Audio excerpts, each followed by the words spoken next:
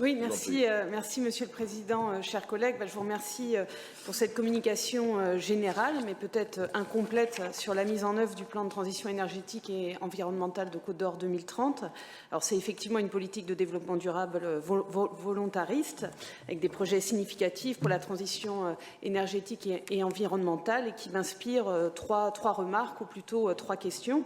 Alors, tout d'abord, j'ai dit présentation peut-être incomplète, car il n'est pas fait mention du réseau de chaleur urbain de Dijon Métropole concernant le patrimoine immobilier des collèges publics.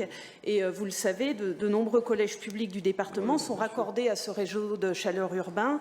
Roupnel, Couleau-de-Pouilly, Le Parc, Jean-Philippe Rameau, Gaston Bachelard à Dijon, Roland d'Orgelès à Longwy qui a une forte réhabilitation, Jean Rostand à Quetigny, Le Chapitre, Édouard Herriot et Henri Dunant à Chenauve. Et je rappelle qu'en développant ces réseaux de chaleur urbains, eh bien Dijon Métropole a fait le choix de privilégier les énergies renouvelables et de récupération.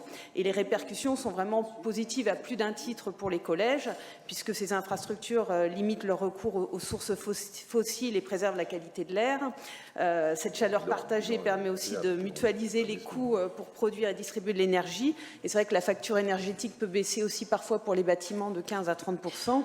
Et puis enfin, l'impact sur l'économie locale s'avère positif, puisqu'en utilisant majoritairement des énergies renouvelables et de récupération, ces réseaux de chaleur favorisent les créations d'emplois locaux. Donc voilà, ce serait peut-être bien que la prochaine communication fasse mention de ce réseau de chaleur urbain. Ma deuxième remarque concerne la labellisation E3D, qui est un label décerné par les académies aux écoles, aux collèges ou aux lycées, qui entre en démarche de développement durable. Et c'est une démarche qui s'inscrit pleinement dans le cadre de l'agenda 2030. Et aujourd'hui, je crois qu'en Côte d'Or, on compte 5 collèges sur les 47 qui ont obtenu un label E3D.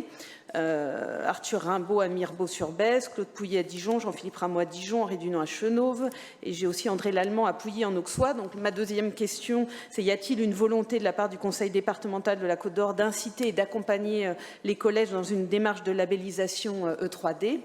Et puis enfin, ma dernière remarque concerne l'unité de valorisation énergétique de Dijon Métropole, qui, je le rappelle, traite les déchets de près de 500 000 habitants, dont 50% sont des collectivités clientes en dehors de la métropole, puisqu'au total, l'usine de valorisation des déchets traite les déchets de plus de 90% de la population de Côte d'Or. Donc j'en profite pour en parler puisque ça fait partie de la transition énergétique et écologique.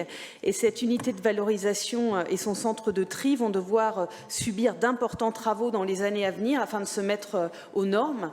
Et considérant que cet équipement est majeur pour le traitement des déchets et qui s'inscrit pleinement dans la philosophie du plan de transition énergétique et environnementale Côte d'Or 2030 qui vient d'être présenté, considérant aussi que cette usine de valorisation des déchets et son centre de tri traitent des déchets de plus de 90% de la population de la Côte d'Or, est-ce que vous êtes prêt, Monsieur le Président, à participer financièrement à ces futures dépenses d'investissement qui vont s'imposer dans les années à venir sur ces deux équipements afin que leur coût ne soit pas supporté uniquement par les collectivités clientes de l'usine de valorisation de déchets, dont d'ailleurs beaucoup de présidents de ces communautés de communes siègent dans cette assemblée. J'ai, si vous voulez, la carte de l'ensemble des communautés de communes qui en bénéficient. Alors la demande va être faite en bonne et due forme, bien sûr, mais je profite de ce rapport pour la faire publiquement et j'espère avoir une réponse à mes trois questions. Merci, Monsieur le Président. Je suis un peu surpris de la méthode parce que, officiellement, je ne suis informé de rien. D'ailleurs, très honnêtement, je n'ai pas à l'être puisque nous n'avons pas la compétence sur les déchets, tout simplement les déchets ménagers. Donc, mais c'est une curieuse méthode de sollicitation. Enfin, je n'ai pas de dossier, j'ai rien du tout, je suis au courant de rien. En fait, j'ai été informé par certains présidents et présidentes de communautés de communes qui m'ont décrit la situation, mais bon, ce n'est pas une compétence du conseil départemental. On verra en fonction du dossier tel qu'il sera présenté le jour où je le recevrai. Pour l'instant, je n'ai été saisi de rien. Sur les deux autres sujets, effectivement, on a été partenaire du réseau de chaleur. D'ailleurs, je vous remercie de le rappeler. C'est vrai que nos collèges, plusieurs bâtiments publics, départementaux, d'ailleurs, ça faisait partie aussi de l'économie, d'équilibre général du projet.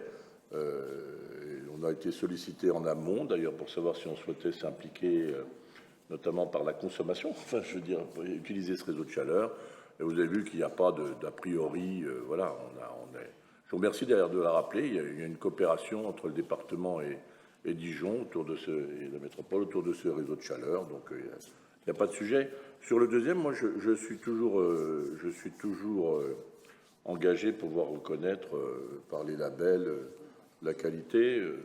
Voilà, on a fait beaucoup, on continuera de faire. Si vous voulez, je vous referai un point plus précis là-dessus, mais il n'y a aucune question sur le deuxième point. Voilà. Sur le troisième, je vous ai répondu. C'est une méthode bizarre, curieuse. D'habitude, quand on se voit, quand il y a un projet, ben, on adresse le projet, on en discute éventuellement. Et puis après, on sollicite l'argent, les moyens financiers. Mais là, pour l'instant, je ne sais rien. Que voulez-vous que je vous réponde? Vous m'avez presque pris au dépourvu. Je vous en prie, Madame Kunders. Mais pris au dépourvu. En fait, je vous ai dit que la demande allait être faite en bonne et due forme, mais comme parfois, quand on fait les demandes en bonne et due forme, ça met du temps. Et même si je ne vais pas reparler de la base nautique du lac Kyr, par exemple, ou de la tribune du stade Gaston-Gérard, mais comme ça met quand même un certain temps, malgré les demandes faites en bonne et due forme, bah, je profite de cette assemblée pour... voilà.